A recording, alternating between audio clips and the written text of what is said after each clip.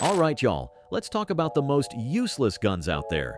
From a gun that fires a bullet the size of a grain of rice to a rocket-powered round, it's time to roast the worst of the worst. What's up, gun enthusiasts and curious viewers? Welcome back to the channel. Today, we're diving into something a little different. Firearms that make you scratch your head and wonder, what were they thinking? These are guns that range from ridiculously impractical to downright dangerous for the shooter. Some of these guns are available to civilians in the good old US of A. The Second Amendment's got your back on owning your own piece of history. But let me tell you, if you're gonna pack, do us all a favor and be a responsible gun owner. Safety first, cowboy. But these guns, they ain't it. Let's dive into 10 firearms that should have been left on the drawing board. Hit that subscribe button if you're ready for some gun world roasting.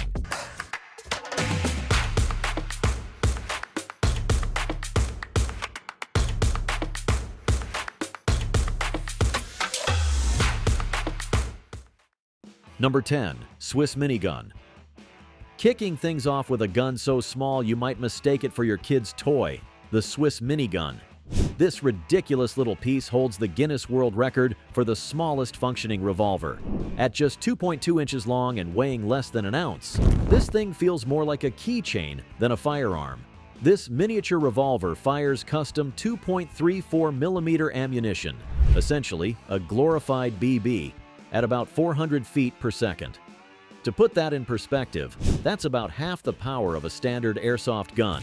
You're looking at a whopping 0.75 joules of energy, which wouldn't even break skin at anything beyond point-blank range.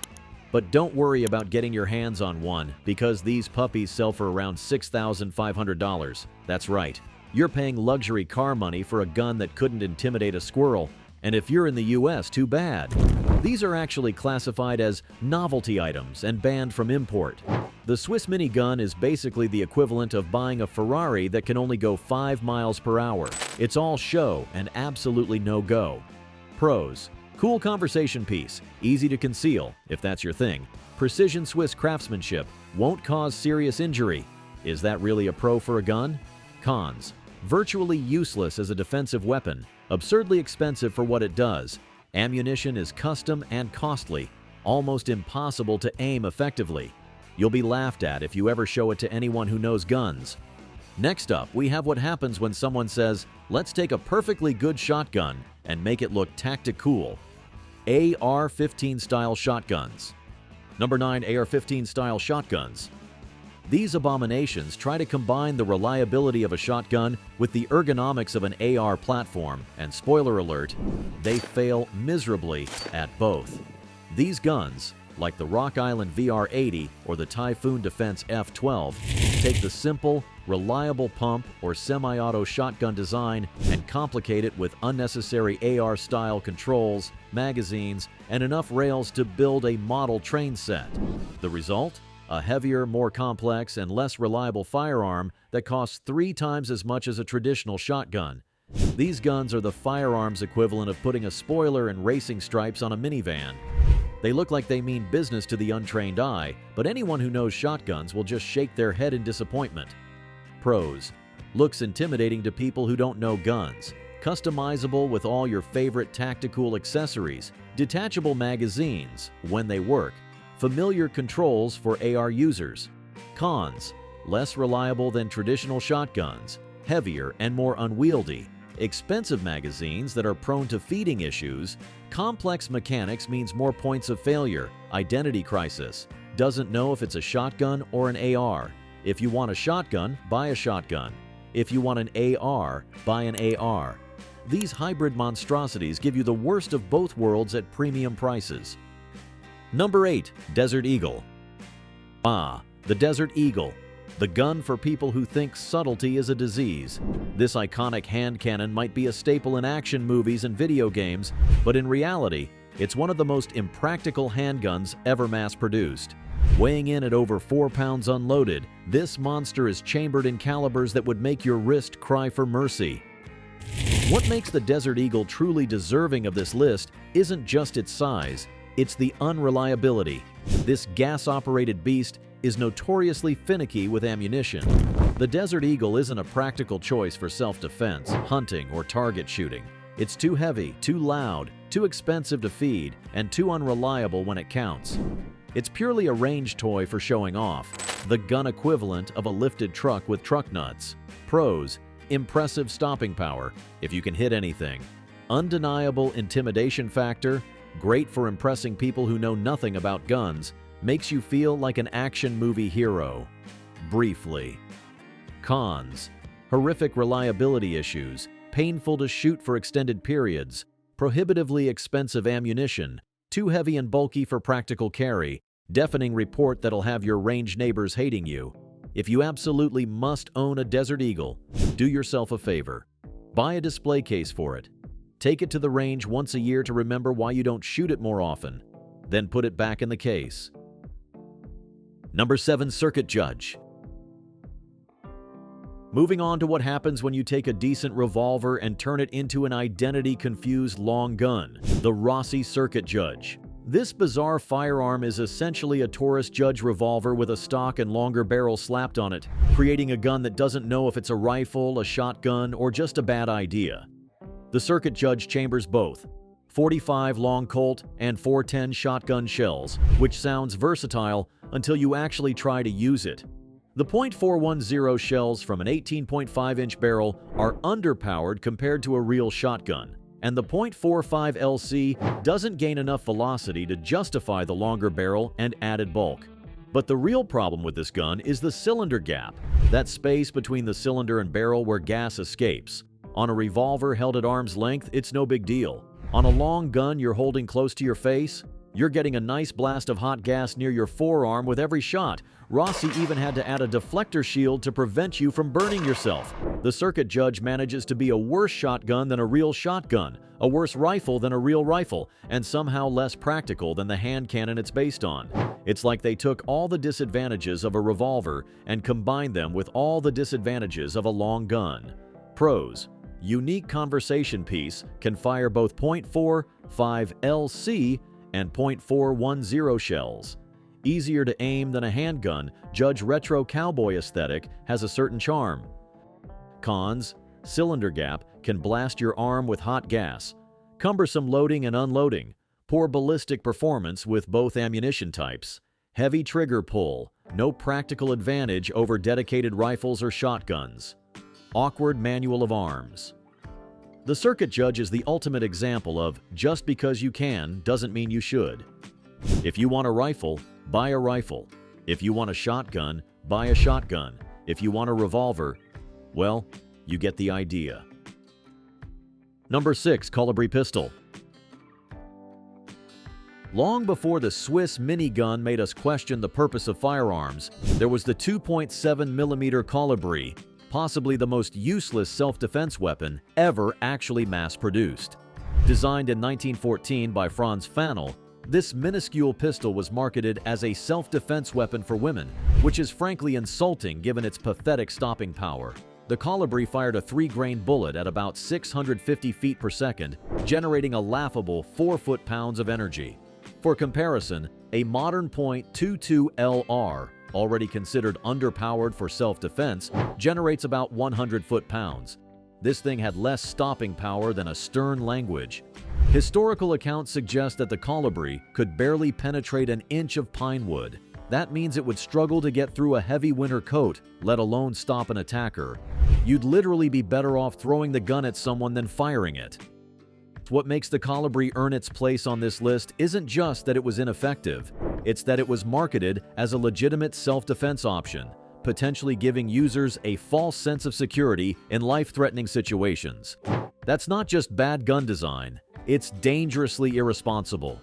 Pros: historically significant as the smallest commercially produced firearm, highly collectible today, could fit in even the smallest purse or pocket, unlikely to cause serious injury. Again, not really a pro for a defensive weapon. Cons: virtually no stopping power, impractical to aim effectively, gave users a false sense of security. Too small to hold properly, might actually encourage an attacker to get angrier. The Kolibri represents one of the earliest examples of style over substance in firearms design. Today, surviving examples are worth thousands to collectors. proving that sometimes the most useless guns become the most valuable, just not for the reasons their creators intended. Number 5. NAA Mini-Revolvers. Next up, we have the modern descendant of the ridiculous Kolibri, North American Arms Mini-Revolvers. These tiny 5-shot wheel guns chambered in .22 short, .22 LR, or .22 Magnum might look cute, but they're about as practical for self-defense as a water pistol filled with hot sauce. These guns are so small that they lack actual sights, a real grip, and even a normal trigger. Instead, you get a tiny nub that requires the dexterity of a brain surgeon to operate. The grip is so minuscule that most adults can only fit one finger on it, making accurate shooting nearly impossible. The worst part? The manual of arms is absurd. There's no swing-out cylinder or loading gate. To reload, you have to remove the entire cylinder access pin, take out the cylinder, push out the spent casings, reload each chamber individually, then reassemble the gun. Try doing that with shaking hands in an emergency situation. And let's talk about that .22 caliber round. While certainly better than the Kolibri's mouse fart of a cartridge, it's still woefully inadequate for reliable self-defense. Combined with a 1-inch barrel that generates minimal velocity, you're looking at a gun that might stop a determined squirrel. Maybe. Pros: extremely concealable, lightweight and portable. Some models fold into a belt buckle for peak tactical factor. Reliable ignition, I'll give them that. Affordable at around $200 to $300. Cons: practically impossible to aim effectively. Minimal stopping power, requires fine motor skills to operate, which disappear under stress. Absurdly complicated reload procedure, more likely to anger an attacker than stop them. Borderline unusable for anyone with normal-sized hands. If you want the world's most inconvenient firearm that offers all the protection of a stern finger wag, the NAA Mini-Revolver is your gun. Otherwise, consider literally any other option for personal protection. Number 4. AK-47 Draco. Now, let's talk about the gun that answers the question nobody asked. What if we took an AK-47, chopped off the stock and most of the barrel, and called it a pistol? Meet the AK-47 Draco, a firearm that combines the worst aspects of a rifle and a handgun into one convenient package of pure impracticality. This monstrosity fires the full-power 7.62 by 39mm round from a barrel that's about 10 inches long, roughly half the length of a standard AK. What does this get you? All the concussion, flash, and recoil of a rifle cartridge without the benefits of a rifle's accuracy or controllability. The Draco produces a fireball that can be seen from space, and a noise that'll have your range neighbors moving to different lanes. And good luck hitting anything beyond close range. The sight radius is abysmal, and the ergonomics make consistent accuracy a pipe dream. What makes the Draco particularly deserving of this list is that it fails at everything it's supposedly designed for. As a defensive weapon, it's too unwieldy. As a range toy, it's unpleasant to shoot. As a truck gun, it's too big. It's the firearms equivalent of a mullet. Business nowhere, party nowhere. Pros: reliable AK-47 action, higher capacity than most handguns, more powerful than typical pistol calibers, makes a statement, though not a good one, can attach a brace, though legality varies. Cons: punishing recoil without a stock, deafening report and blinding muzzle flash, too bulky for practical concealed carry, too small for effective rifle-like use. Accuracy suffers tremendously from shortened barrel. Minimal practical applications. The Draco exists in that gray area where it's less effective than a proper rifle and less convenient than an actual handgun. Unless your goal is to temporarily blind and deafen yourself while looking like an action movie villain, there are better options for literally every use case. Number 3. Derringer. Let's talk about the gun that hasn't evolved meaningfully since the 1800s, yet somehow still gets produced. The Derringer. These small, typically 2-shot pocket pistols might have been cutting edge when Abraham Lincoln was around, but in the modern era, they're outdated relics that refuse to die. Modern Derringers, like those from Bond Arms or American Derringer, still use the basic break-action design with exposed hammers and triggers that would make any safety instructor cringe. They typically have no safety features, terrible ergonomics, and triggers that require the strength of Hercules to pull. What really earns the Derringer its place on this list is the dangerous combination of powerful cartridges, .45 LC410 shot shell, in a platform with minimal grip surface and often no positive safety features. This makes them one of the few guns that might be as dangerous to the user as they are to the target. Pros: small and concealable, available in powerful calibers, simple manual of arms, no moving parts to fail, historically interesting design. Cons: limited to 2 shots in most cases, crude or non-existent sights, heavy, awkward trigger pulls, minimal grip surface for controlling recoil, questionable safety features, thick and heavy for their size. Modern pocket pistols outperform them in every way. The Derringer is the firearms equivalent of still using a flip phone in 2025. It might technically work, but there are so many better options available that choosing one is more about nostalgia than practicality. If you want a pocket pistol, join the 21st century and get a modern subcompact. Number 2. CZ Scorpion. Now I know I'm about to ruffle some feathers, but the CZ Scorpion Evo 3 deserves a spot on this list, not because it's completely useless, but because it represents one of the most overhyped, overpriced pistol caliber carbines on the market. The Scorpion chambers the 9mm Luger cartridge, a round designed for handguns over a century ago. When fired from the Scorpion's 7.7-inch barrel in the pistol version or 16-inch barrel in the carbine, you get marginally better ballistics than a Glock 17. Congratulations! What makes the Scorpion particularly disappointing is its ergonomics straight from the factory. The safety digs into your hand, the trigger feels like breaking a frozen stick, and the grip angle seems designed for alien hands. Sure, you can fix these issues with aftermarket parts, but should you have to spend another $300 after dropping over $1,000 on the gun? And let's talk about that price. For what you're getting, a blowback 9mm with mostly plastic construction, the Scorpion is simply not competitive with other options on the market. It's a gun that became popular because it looked cool in video games, not because it offered any meaningful advantages over its competitors. Pros: reliable blowback operation, good magazine capacity, decent aftermarket support, looks cool in your Instagram photos. Cons: ergonomic nightmare out of the box, requires expensive modifications to be comfortable, heavy trigger pull, simple blowback operation creates more felt recoil, overpriced for what it offers. Better options available at the same price point, still just a 9mm with marginally better ballistics than a handgun. The CZ Scorpion is what happens when form trumps function and marketing trumps merit.